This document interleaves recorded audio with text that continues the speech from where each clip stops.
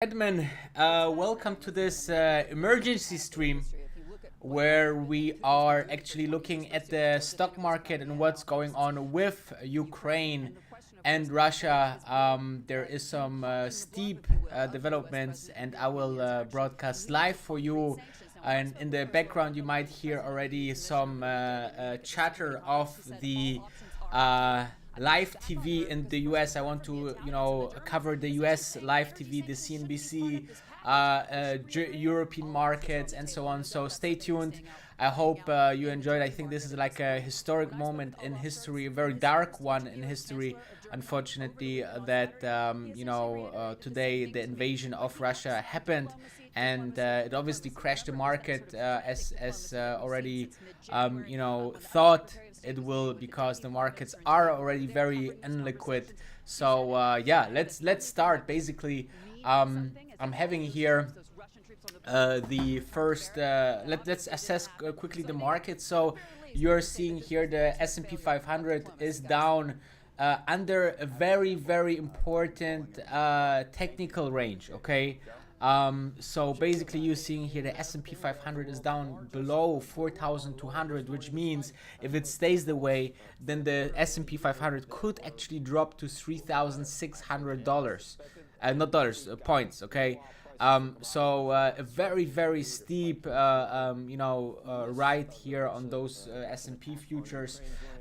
We currently are having the breaking news that Russia forces entering Kiev region.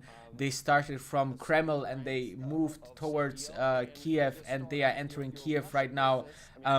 Russian soldiers from Crimea already 100 kilometers into Ukraine as of this moment. So it's a full scale invasion by Russia for Ukrainian ground, and it seems like it's just getting faster. And what I heard is that, just from a standpoint of Russia, they want to get into Ukraine as soon as possible. They want to obviously let them capitulate as soon as possible. So let's see how those developments are actually going forward. Okay. Overnight, obviously, also the Russian stock market. Let's have a look.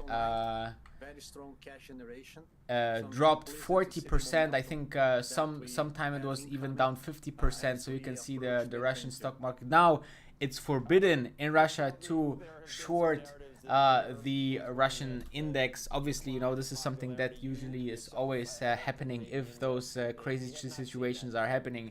That it's forbidden to short those indexes, just to make sure that we don't have like a crazy crash, crazy volatility. We have already this crazy volatility. So the VIX is actually, I think, over 30. 37 at that point, 30% plus. So today seems like a very red day, guys. I have to be honest with you, I sold all my positions as of this morning, and I'm waiting this out a little bit just to see what's going on. I'm day trading currently. As you know, I'm having the new day trading course group where I'm having a couple of you guys joining, so link is into the description if you want to join. Let's have a look what we see on those US news front in terms of CNBC. We've been investing a lot in initiatives to improve our products, our portfolio, and to expand the category. So during the fourth quarter this year, results that we just announced, we achieved all-time high volumes for the company, which is one more proof point that beer is big and is growing and gaining share of throat globally. Our portfolio continues to evolve as consumer preferences, they evolve. We are always adapting and innovating. Innovation made up 10% of our revenues last year, $5 billion in total revenues, and we are leading innovation across most of our markets. Michelle, we don't have a lot of time. When a couple of your peers, Heineken, Carlsberg, warned about price hikes and how it could hurt beer consumption because you're going to have to raise prices most likely, you did not mention global inflation or increased input costs. They could get even worse with this latest news that we're having out of Ukraine in terms of inflation. Could you comment on that and prospects for margins and price hikes? We've been operating in a very challenging environment and very dynamic. And when you put this all together, okay, I'm very pleased. not really interesting to hear things about the beer market right now. There is also developments from Lithuania. Lithuania actually, you know, is proclaiming the state of emergency. Okay. There is the confirmed multiple Russian helicopters attacks at Gostomel. This is a small airport right beside Kiev that is used for some international and domestic flights, one of three main airports. So we can put our brands to work with the right data, with the right technology to be more efficient. Many are now claiming Russia forces entering the Kiev via the Belarusian border. This was already known hours ago. Okay. I hope we can have you on again soon, and you know this is beginning of a long. The market situation is emotional and will stabilize soon. Reminder: the MOX had the largest drop ever, nearly 50% in one day earlier. So this was quite incredible. Okay. Okay, coming up, futures deep in the red. But yeah, you know, those guys, remember, those timings are also the best sometimes to invest in. Obviously, after a couple of weeks, this will cool down everything and then you will have great options. But the problem is, and I said this many times, we are in the bear market right now because, you know, what will happen now with the Fed, right? The Fed has to make a decision to raise rates. And this environment is absolutely crazy to raise rates if there will be some big you know, movements and so on. It's absolutely crazy what kind of environment we are currently in. Okay, so I wanted to see if we get some European news actually.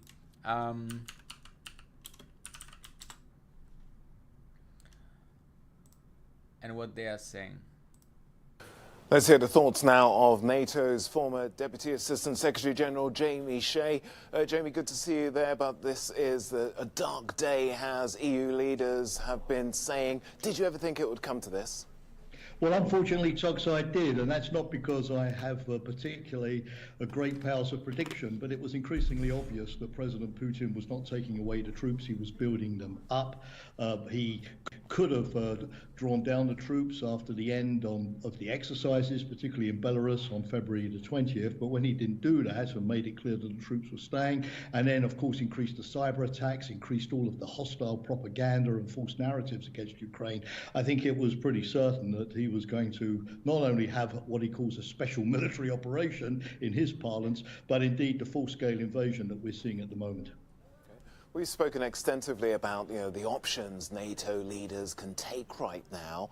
Diplomacy has been tried, and Vladimir Putin says he's still open for dialogue for peace. You know, what are they going to be looking at now? What options are they going to be exploring? Well, I think, first of all, NATO ambassadors, as they're meeting right now, will want to have a full intelligence picture, because it's always very confusing on the first day of a military operation. How far have the Russians gone? What are the casualties? What seems to be their strategic... Okay, so actually, I would love to go also into something here, because, you know, let's talk about those things that go up in this environment, okay? So you have a couple of things that going up, and you are having here, for example, now the strongest assets are obviously the hard metals, right? So we are seeing gold, silver is up also 4% almost. Then you are having you know, crude oil obviously going up, and this kind of scenarios, right? And I'm just trying to get here always the latest developments here, which will impact the market. So we'll be switching around here a little bit.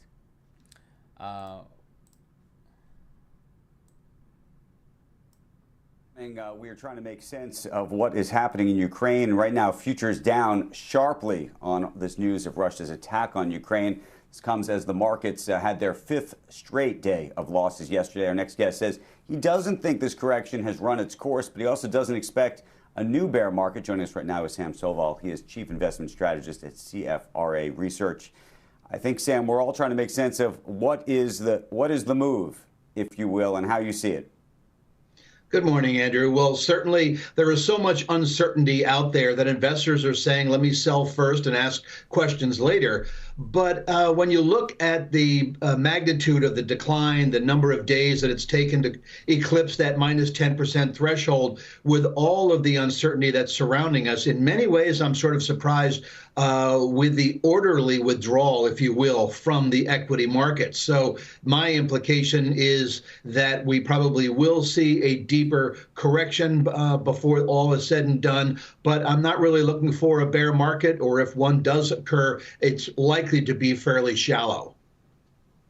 You know, we've seen obviously some of the big growth stocks, the tech stocks have come off, but at the same time, we've seen even like cybersecurity companies, we're talking about Palo Alto Networks, that is also off. And so the question is, are there companies that are selling off that shouldn't be, and are there opportunities that you're looking at today? Well, I think many of these companies deservedly have been sold off because they were trading at such extensive multiples. And what we have found traditionally is that there is a negative 0.5 correlation between the 10-year yield and PE ratios. And so when you're dealing with very high PE ratios, it's not surprising to see PE contraction in a rising interest rate environment. But like a boxer who has now been staggered by a 1-2 punch of higher interest rate expectations and now geopolitical activities in Ukraine, then I think that what we're seeing is a continued PE contraction. But I think that now investors probably should be looking at areas that have been beaten up the most, such as semiconductors, such as software, and looking to start to nibble in there. And if you wanted to take sort of a defensive approach, looking at staples and technology is typically a fairly good approach over the long haul, getting about 96% of the return of tech, but less than 40% of the volatility. How does today's news change or not change the dynamic, you think, inside Jay Powell's brain and the Federal Reserve and what they may or may not do next? I think it's one of moderation, that rather than starting off with a 50 basis point hike, going back to 1990, we have had 5 interest rate cycles, meaning rate hike cycles. And in each one of those, the Fed started with a 25 basis point increase. And it usually didn't go to a 50 or 75 basis point hike until the 3rd or 4th rate hike in that series. So I think that they're going to take more of a moderated approach, hike 3 times between now and the end of June, do so by 25 basis points each, and then 2 more for good measure by the end of the year. But I think they will hike, they will keep their pulse on the economy, on the market, et cetera, and do so in a measured pace. Is it worth trying to price the risk of a much larger situation here, rather than just think about this in the context of a Russia-Ukraine invasion, but to think about the implications of what you think happens in China? We were talking about semiconductors. We were talking about Taiwan earlier. You talked about how you thought there was an opportunity in semiconductors. If you think, however, that there's actually a much larger scale war, if you will, at play, would you still have that view? Well, I think you can obviously throw in an awful lot of variables, that could sort of imply that the world is coming to an end. But I think in many cases you have to think about Baron Rothschild, think about blood in the streets, and when it tends to be the most opportune for investors to dive back into the marketplace. I think what's likely to happen is that we are going to see a testing of the deeper correction area. A lot of technicians are talking about a head head and shoulders pattern, talking about Fibonacci retracements and whatnot that could bring the S&P down to around the 3,800 level, which would be another 8 percentage points from where we are right now. But I think investors have to realize that, maybe that won't happen. So what you do is you take yourself sort of a measured approach through dollar cost averaging by nibbling at these opportunities as they make themselves available. Sam, we appreciate your perspective this morning. Hope to talk to you very soon. Thanks. Good to talk to you, Andrew. You bet. X. So as you can see, guys, there is, the two sides, right? For once, there is the question, okay, how far the stock market can go down? And I think there is opportunity to go even more down, because think about it. Today we have Thursday, okay? The first day of the invasion, right? Then we will have, tomorrow is Friday. Nobody wants to hold in the weekend. And then we have maybe Monday with all the bad news over the weekend. And then maybe Tuesday is a nice day to actually buy back some stock. Okay, so that's quite interesting. Again, like the guy said, right? Those crazy market volatility are the best opportunities for great purchases of stocks. Okay, like you are seeing like crazy chances to gain a lot of stocks for very less money. This is how the Rothschilds, the big billionaires, are actually making a huge amount of money. And I think that this is something that you should consider as well. Okay, so as far as the situation goes bad and more bad, as more there is chances for everyone to benefit from on the financial side at least. Okay, so so let me know, guys, where you're watching from, and let's have a look what the White House is about to say. But of course, the events of last night have changed all of that. Blasts ringing out across the country as troops move into Ukraine from 3 sides. Airstrikes killing several dozen Ukrainian soldiers, according to NBC News. And President Zelensky on Twitter urging plainclothes citizens of the country, saying the country will provide weapons, and saying, be ready to support Ukraine in the squares of our cities. In the capital of Kyiv, traffic at a standstill as residents are fleeing. One telling me he's stunned. The worst case scenario has arrived.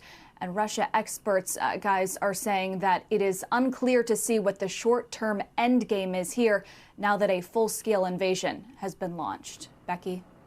Kayla, we spoke earlier this morning with Colonel Jacobs, and he was pointing out that a lot of this has to do with the ability to withstand pain in the short term in terms of the United States and its allies. We're talking very short term. If you look at oil prices today, above $100, that's going to lead to higher prices at the pump. Obviously, Europe is in a much tougher position because of their reliance on Russian natural gas as well. What do you hear just in terms of the resolve, the willingness to withstand some of that immediate pain? Well, it does seem that there is quite a bit of willingness to withstand that pain. A former Russian official was speaking to NBC News' Keir Simmons a few days ago, saying that the actions as announced so far are simply not enough to deter Putin. That's one of the reasons why President Zelensky over the weekend was urging the West to implement the full range of sanctions now, not to wait for an invasion. But that was not the U.S.'s and the West's strategy all along. They believed that just holding out those sanctions was enough to deter an invasion. They pointed to what happened in 2014, noting that the drop in the ruble, the higher borrowing costs, the inflation at that time was enough to keep Putin from taking over Kyiv at that time. And so they believed that even more stringent measures would go far enough this time. Of course, we have seen that has not been the case, and we'll see what the Western allies announce later today. Yeah, I guess the pressure points in Russia, maybe they are more willing to go with that. I guess the question becomes, will the NATO and its allies remain together? Will they be willing to take this shorter-term pain as well? If you're Germany, if you're the United States, if you are kind of looking at your population dealing with higher costs, are you willing to deal with those higher costs in the short term in order to stand up and present a united front? Yeah, and so far, Becky, the answer has been no. We heard a senior administration official tell reporters that spillover effects, specifically with regard to cutting Russia off from the SWIFT payment system was too high a bar to get a lot of those allies to clear. Certainly, we've also heard the White House say that there are 30 NATO allies, so you could see 30 bespoke packages of countries deciding exactly what pain their citizens can withstand. But we will see what they end up coming out with and what the fabric of this package ends up looking like overall. Kayla, thank you. Kayla Tausche. For more on the market reaction to all of this right now, we bring in Mohamed ElErian. He's Allianz and Gramercy advisor and president of Queen's College, Cambridge. And Mohamed, the reaction has been steep in markets around the globe today. You're talking about U.S. markets off by 780 points for the Dow. You're talking about steeper declines in terms of percentage losses when you look at the European markets today. Is this a justified response, or is this a situation where things look pretty grim right now, but things could turn around quickly? So good morning, Becky. It is an understandable response. I mean, think of three important things. First, the invasion has unleashed a whole host of geopolitical forces that operate at multiple levels. Just a few minutes ago, Joe was talking about what does that imply for China and Taiwan. So we've unleashed a host of geopolitical questions. Second, most people thought that this was a tail risk. Even yesterday, people were dismissing this as unlikely. And third, policy flexibility, especially among central banks, is very low. So when you put these three things together, there's a wide range of potential outcomes. And the minute you talk about a wide range of potential outcomes, this has to be priced into markets. So I think the reaction is totally understandable, and it's going to continue to be an incredibly volatile time for financial assets as they try to figure out what's ahead. Mohamed, one of the things we looked at earlier were rising grain prices. If you look at across the commodities, not just grain prices, but also if you extend into some of the metals, you are seeing sharply higher commodity prices today as well. And that additional inflation pressure probably puts some additional pressure on the central banks as well. Even if the central banks would like to maybe slow things down, slow their hiking of interest rates because of this potential war, they're going to have a tougher time doing that because they're going to have more coming from the inflationary pressures to kind of force their hand. What does that mean? Well, it means that policy flexibility is limited. You know, there's an old saying that Christine Lagarde, when she was at the IMF, used to repeat, fix the roof while it's sunny. Well, central banks and the Fed in particular had the potential of regaining some policy flexibility a few months ago. They didn't. So they look at this. It's not just inflationary, Becky. It's stagflationary. And that's the worst news for policymakers. Because what this will do is it will lower global growth and it will increase cost-push inflation. People underestimate how important Russia and Ukraine are to the supply of commodities. As Dom said, it is way beyond energy. It's wheat. It's nickel. It's a lot of commodities. So this is a major stagflationary blow to the global economy at a time when central banks, and the Fed in particular, don't have the ability to react quickly. What would you anticipate the next move being from the Fed in that case? So this takes 50 basis points completely off the table. It takes the 8-9 hikes that a lot of people were talking about for this year off the table, and thankfully so, because you heard me say on your show that I didn't think the U.S. economy could accommodate and live with such slamming of the brakes of monetary policy. It means the Fed is going to have to be even more careful, and it's going to have to tolerate higher inflation. Nobody wanted to be here, but we were already far away from the world of first best in terms of monetary policy, and now we're going to get even further away. So we're going to have a very sort of unsatisfactory situation when it comes to inflation and when it comes to growth, unfortunately. Mohamed, I've had very smart investors explain to me that when you're dealing with inflation as high as we have it already, at 7% plus, that you're already at the point that the only way to resolve this inflation picture is to put the economy into a recession. Do you disagree with that? So historically, that's been the case. Historically, when inflation gets this high and the Federal Reserve has lost its inflation credibility and has lost a policy narrative, they are forced to slam on the brakes. So historically, that's been absolutely correct. The question right now is, would they do that in the midst of a geopolitical shock? I put out an article in the Financial Times earlier this week, and I said, when you look at the probability, it's pretty even between whether they slam on the brakes or alternatively, they tolerate higher inflation and just push the problem down the road. This, we've talked about this over and over again. This is the situation everybody was afraid of, that by being late, you have fewer policy options. You referenced China, and we do talk about China a lot, even though it's a Russian invasion. But because it seems like we have challenges, the United States has unique challenges with both, but also together, it seems like we now have challenges. So I'm trying to figure out, Mohamed, how much of the stagflation that you're talking about that's going to affect us and the global economy, how aware is China of how it could impact their own economy, the move with Russia? And have they, we always heard that they were an export economy. They're trying to switch to a consumer economy. Can they be all domestic? They can't. They need to play on the world stage, and this seems like it's not great for them. And with that in mind, I'm wondering whether that would cause them maybe not to add to the problems with a move on Taiwan, but maybe it actually causes them to not add to the global instability at this time, or do they say, hey, we might as well do it now? So you certainly hope that they realize that they are going to get hurt from this, and they shouldn't add to the global instability, as you say, Joe. They are a commodity importing nation. So they're going to get hit hard. This will lower their growth. I think that's undeniable. What we have trouble with in the West, and that's the mistake we made in sort of downplaying the possibility that Russia would invade Ukraine. What we have trouble with is the longer-term horizon that China and Russia take. So they think in historic terms. They are willing to put up with short-term pain if they are pursuing longer-term political or geopolitical objectives. So that is why this is so uncertain. Even if China doesn't do anything with Taiwan, and I think the probability is that they won't.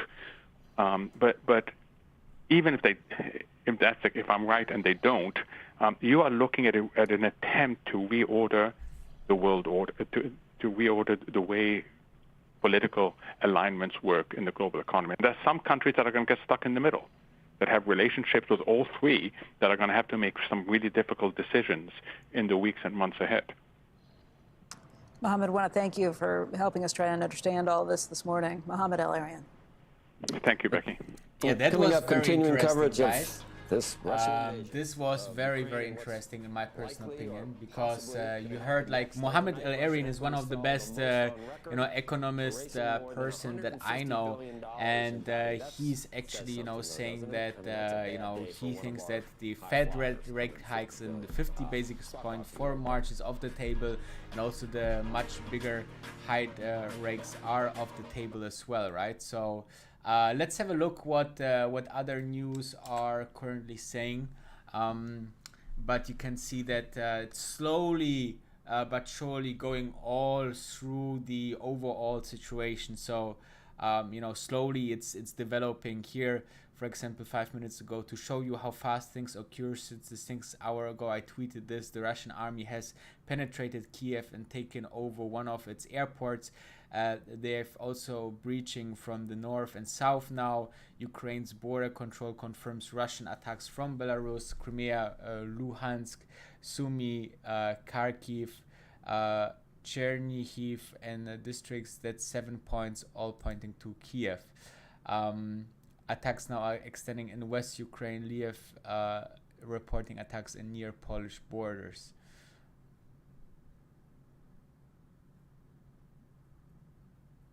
Yeah. So you see, it's quite strongly attacked now by Russia.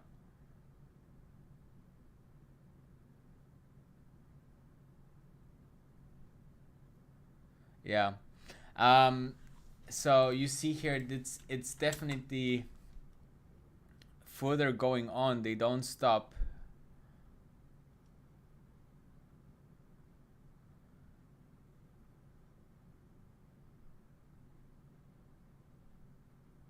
Yeah. So unfortunately, very bad developments here. Ukrainian State Emergency Services says Ukrainian military plane was downed, 5 people killed. UK allies to agree massive package of Russian sanctions. Johnson, we must collectively dependence on Russian oil and gas. Yeah, it's hard to see actually, right?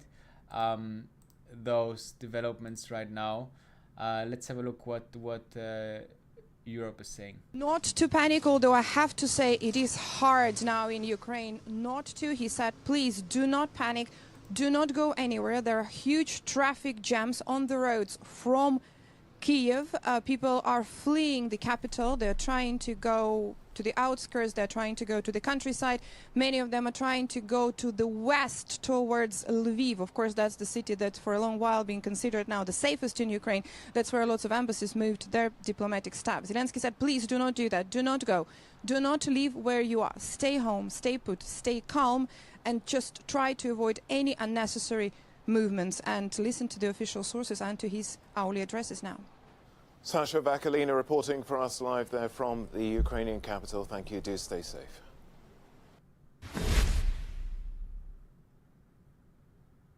The European Union is planning the strongest package of sanctions it has ever considered, following an emergency meeting earlier today.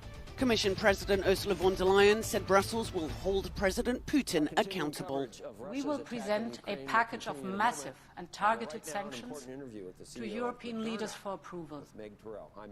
With this package, we will target strategic sectors of the Russian economy by blocking their access to technologies and markets that are key for Russia. We will weaken Russia's economic base and its capacity to modernize.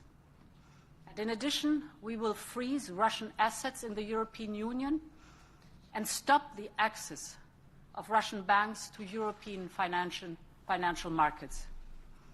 Like with the first package of sanctions, we are closely aligned with our partners and allies, the United States, the United Kingdom, Canada, but also, for example, Japan and Australia.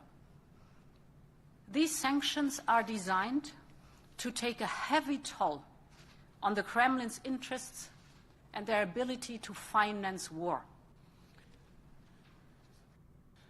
The European Union will respond in the strongest possible terms. President of the European Council, President Michel, has called for a meeting of the European Council this evening, and they will agree and provide political guidance to adopt the stronger package, the harshest package of sanctions we have ever implemented. As High Representative for the Foreign Affairs and Security Policy of the European Union, I will be in touch with our partners around the world to ensure the international community will be fully grasping the gravity of the moment and to call strongly and united on Russia to cease immediately this behavior, intolerable behavior, and Russian leadership will face unprecedented isolation. Euronews correspondent Maeve McMahon has the latest from Brussels.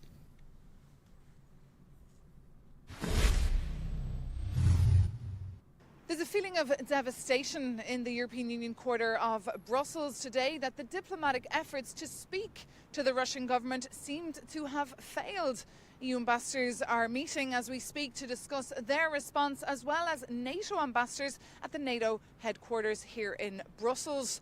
Ursula von der Leyen, the European Commission President, and Joseph Borrell, the EU Foreign Affairs Chief, have already given a joint statement to the press this morning condemning the recent developments and calling on Vladimir Putin to pull out of Ukraine. Ursula von der Leyen, for her part, said that she condemned this barbaric attack and the cynical arguments to justify it, and that with them President Putin was trying to turn back the clock here in Europe, and this was not just an attack on Ukraine, but also on European values and the stability of the whole international peace order. Speaking alongside her was Joseph Borrell, the EU Foreign Affairs Chief, giving his strongest statement yet regarding Russian aggression, saying that this was a matter of life or death.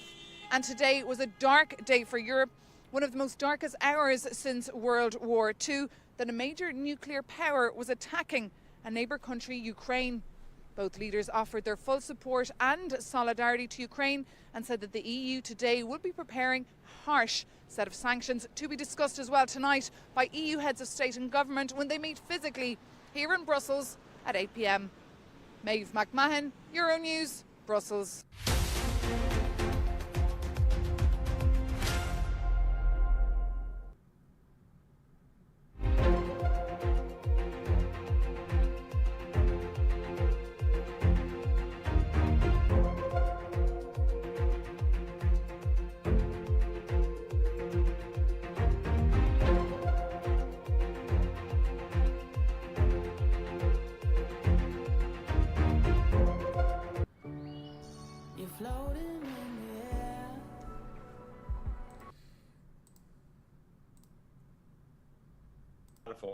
Up to the fall of 21, which is what happened.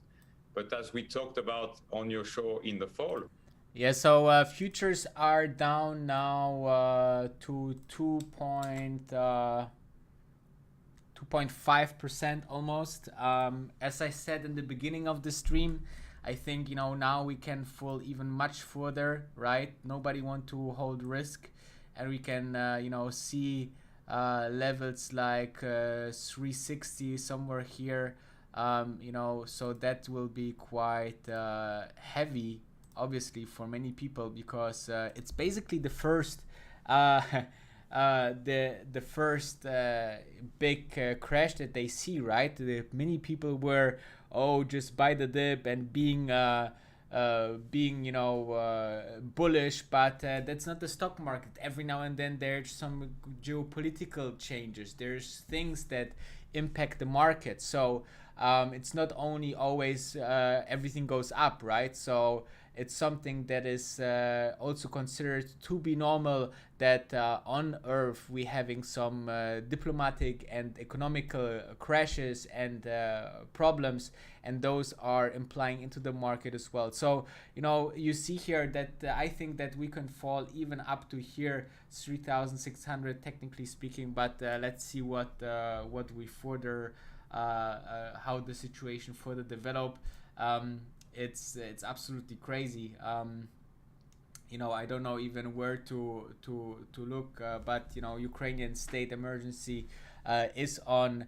I think Lithuania is in a state of emergency. There is Poland will be very, very soon also in a state of emergency. So it's basically a very, very tough situation right now.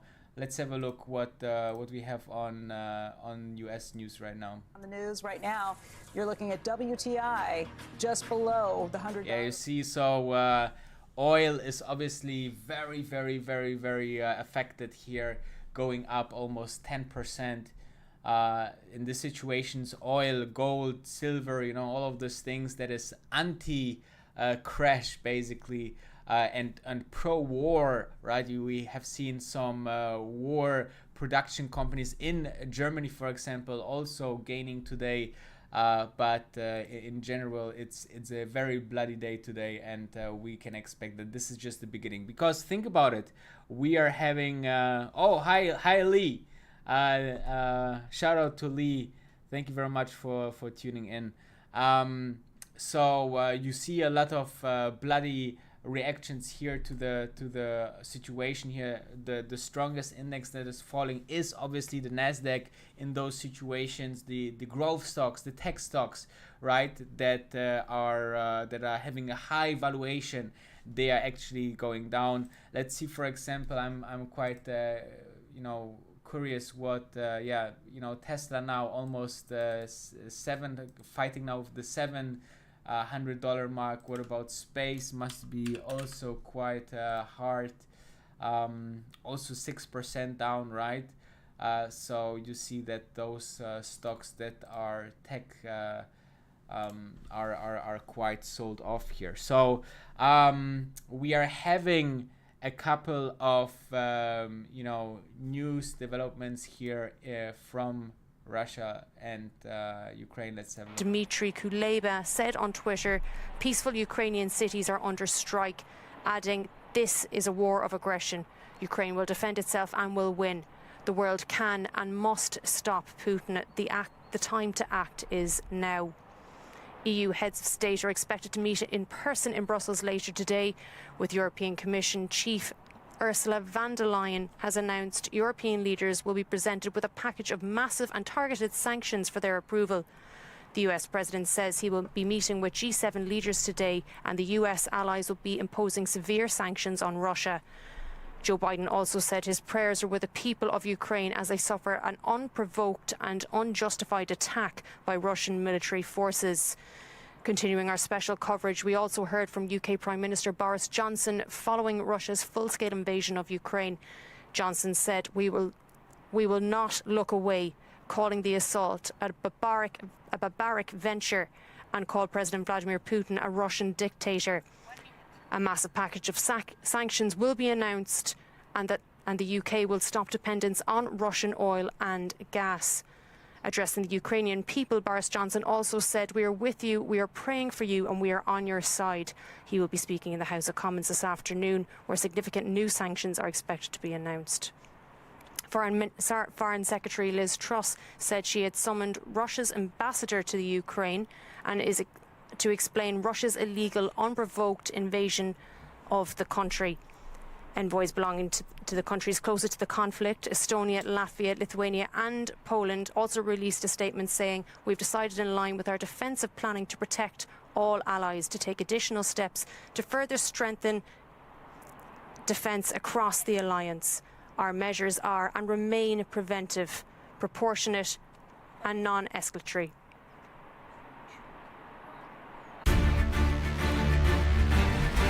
So you can see here, actually, apparently there is heavy fighting at the Hostomel airport near Kiev.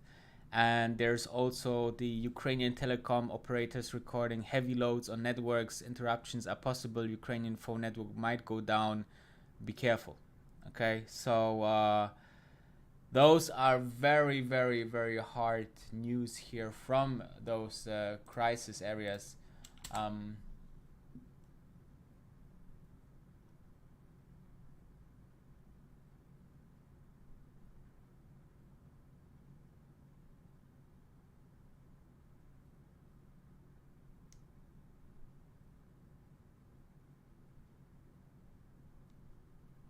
And here you see also the Goldman and Sachs now saying as well, the current geopolitical risks are reducing, obviously, the chances of the Fed rising 50 basis points in March, obviously, right? So let's have a look what the US CBC I mean, that makes has to sense say. given that we have the commencement of an actual full-scale invasion. I think what the market will be looking for now is actual signs of physical disruption.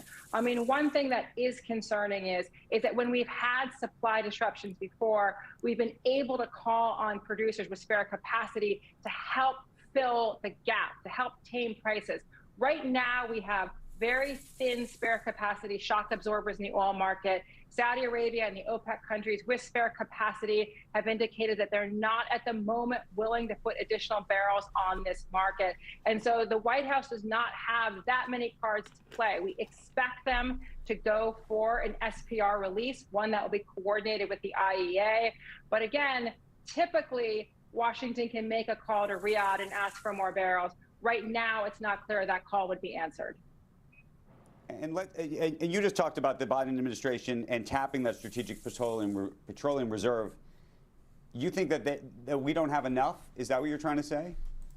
I mean, the issue is I think they can do a large coordinated release. But the problem is, you know, given the magnitude of Russia's oil exports, if Russia were to start curtailing supply, you know, that is a very, very serious hole that would have to be filled. Again, No indications yet that Russia is going to restrict exports. But if they were to go down that path, it is hard to make up for a Russian pullback in commodity exports. Again, I've said this before, they're not a gas station, they're a commodity superstore, and they have the ability to really push up inflationary pressure. Hey, Halima, how strong is that OPEC plus Russia connection, and how much pressure does this situation kind of put to that? I mean, are the Saudis, so far, they've been willing to say, we're not willing to pump more at this moment, but is there a pressure point for them where they say, forget about it, we're not going to stick with this OPEC plus coalition at this point because the international pressure is just too much? Becky, that is a great question. I mean, Saudi Arabia does like its reputation as a central banker of oil. I do think that if the United States were to basically strike some type of agreement with Saudi Arabia where we convince them that we are a stable partner that will secure their security interest in the region, that the Saudis might be willing to be more helpful. They have said, we are putting barrels on the market, we are doing it under this sort of OPEC plus arrangement.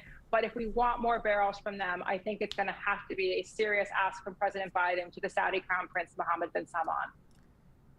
Secondarily, if we're looking for other places that the administration could put pressure to try and see some additional capacity come on, I guess they could turn to the majors. If you're looking at a ConocoPhillips, if you're looking at Chevron, ExxonMobil, and say, please help us out, pump a little more. But those companies have all basically said, we're not going to respond to these higher oil prices. Our shareholders don't want us to. What's the solution? Becky, that is exactly the dilemma that we are facing.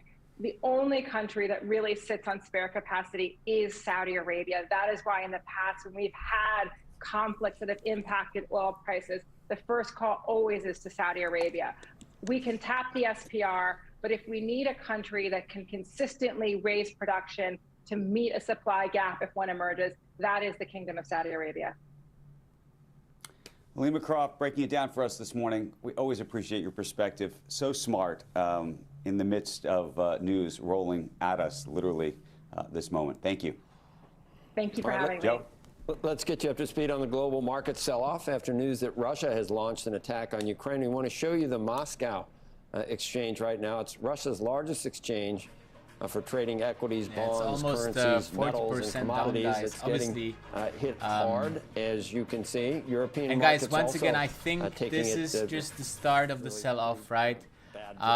You have today's Thursday, you are having tomorrow Friday. Nobody wants to hold into the weekend, so in the U.S., the futures at this moment are stable but sharply lower, down 800 on the Dow. Our continuing coverage of Russia's attack on Ukraine and the global market impact will continue after a short break. All right. So I just had a look on ARK Invest. As you know, it's a very big growth ETF. Was the shining star of the pandemic, right? With going up, but unfortunately now they are down 50% and going slowly but surely to those pre-pandemic levels, right? So soon ARK Invest will be lower than pre-pandemic, which is such a dilemma for ARK. I mean, I think they made a couple of steps wrong, like they sold a lot of Tesla, which make them less attractable, less fightable, less defensive for this kind of situation, because at some point the party is over, right? So you can see here now that this is happening. Let's have a look also into other markets. I have seen the DAX, for example, right? The German DAX. Let me have a look. DAX performance index down 5% now. Also quite heavily hit. Now seems like session lows. It's insane, guys. It's a very, very, very insane situation. Now Macron is speaking. On our part, we will be meeting G7 leaders this evening and leaders of the NATO summit, and making decisions. We will be demanding that Russia that Russia withdraws. The sanctions will be decided on and will be swift and severe on the military and economic side, and on energy supply. We will respond. We will live up to our responsibilities to protect the sovereignty and the security of our European allies. The events of this day represent a terrible page in European history. There will be consequences long-term and big consequences on our lives. The geopolitics of our continent will be impacted. I want to express my determination to protect you unfailingly and protect our citizens in Ukraine and elsewhere,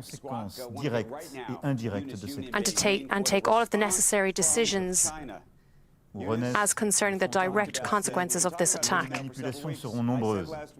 We see the ghost of the past. We switch to China right now, to the correspondence there. Yep. Yeah, well, China is blaming the U.S. actually for increasing the tensions. And today it rejected the term invasion. So the foreign ministry said that the Ukraine situation is a result of complex factors. And earlier it said that Washington was immoral for playing up war. So what we're seeing is that China is really tap dancing around the Ukraine issue. On the one hand, it does want to be seen by Russia as supportive, since the two have interests that are aligned against Western power. On the other hand, the Russian move really breaches what China has said is a key principle of its international relations, and that is non-interference in the affairs of other sovereign states. So China wants to appear as though it's abiding by those principles, and today it refused to call the Russian action an invasion, and instead state media have been describing it as Russia's special military operation. So in doing, though, of course, Beijing is still siding with Moscow. And we saw other signs of support today, more on the economic side. The customs authority said that it's expanding its import of Russian wheat.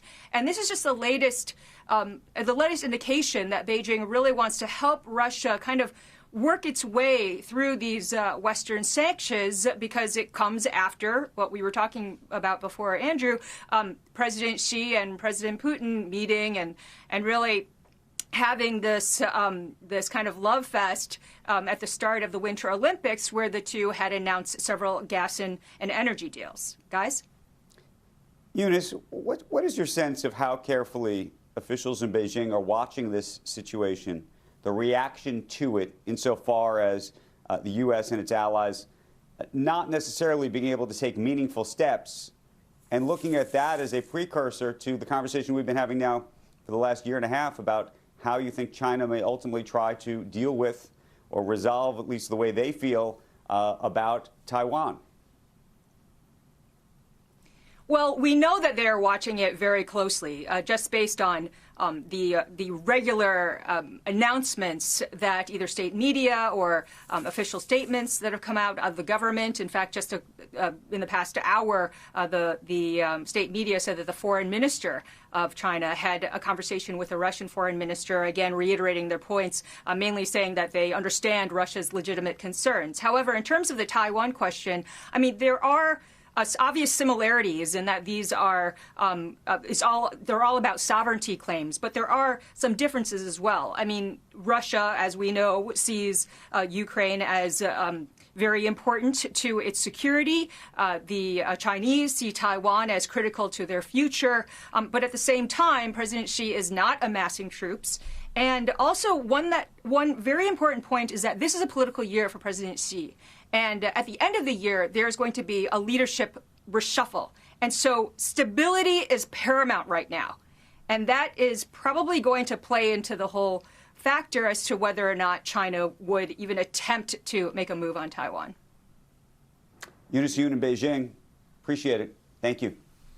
All right, so guys, Anytime U.S. stock as you futures see, plunging like, on news of Russia's invasion of Ukraine. Let's get over to Dom Chu. He's been taking a look at what's been moving right now, especially in terms of some of those individual movers. Dom? Absolutely, Becky. And to the point that we've been making for now the better part of an hour and 40 minutes and even an hour before that on Worldwide Exchange before this, the market reverberations are widespread. There is no real part of the market, even if it's remotely associated with this particular issue, that is unaffected. So to that point, we've shown you grains, oil, things like that. Let's take a look at some of the other individual stocks. First of all, the tech trade. The NASDAQ will be among the major 3 indices in the U.S., the one that is implied to take the hardest hit at the opening bell. Yeah. The computer chip stocks have held up, relatively speaking, versus other parts of the tech market in a way that has perhaps called attention to maybe some of the moves that we watched there. In the early going, stocks like Intel are down about 1.5%, so perhaps maybe even outperforming a bit. But then Qualcomm, Advanced Micro, Micron, other chip makers as well, all taking a hit in this trade. So it's not isolated to just stuff that's happening central to Ukraine and Russia. Chip stocks in America, valuation concerns still building there. Fed interest rate hikes maybe down the line, still possibly playing into the discussion. So we'll watch the chip stocks. Also, travel and leisure. Maybe there is a case to be made that there could be a certain slowdown in certain parts of the world with regard to movement and whatnot that are at least of the elective version. Hilton Worldwide is down 4% right now. Wynn Resorts and MGM, some of the casino operators, down about 5.5% to 6%. Wyndham Hotels down 3% as well. So, again, some of those travel and leisure stocks that have been doing so well over the course of the last year are taking the hit. And we have to point out the fact that there is green on the screen. Yes, there is for the big oil companies out there. So with rising oil prices, so you can see here all stocks beside gold and everything is down. So that's what's happening right now, guys. I'm again saying those obviously are temporary shocks to the market. I will go now and we'll be back like in 2 hours before the market opens to watch that market open with you.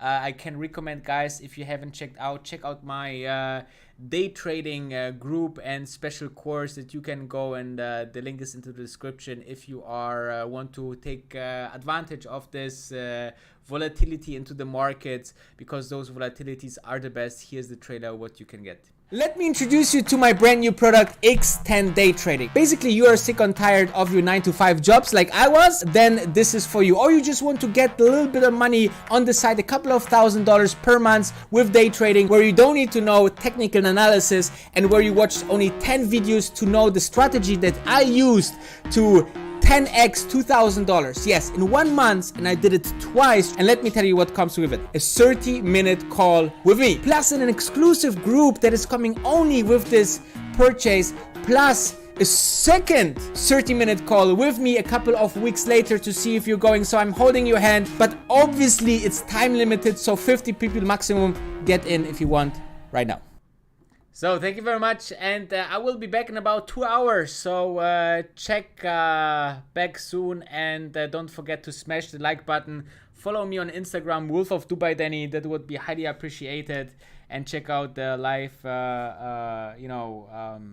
live stream in 2 hours. Thank you very much for watching. Take care and stay safe.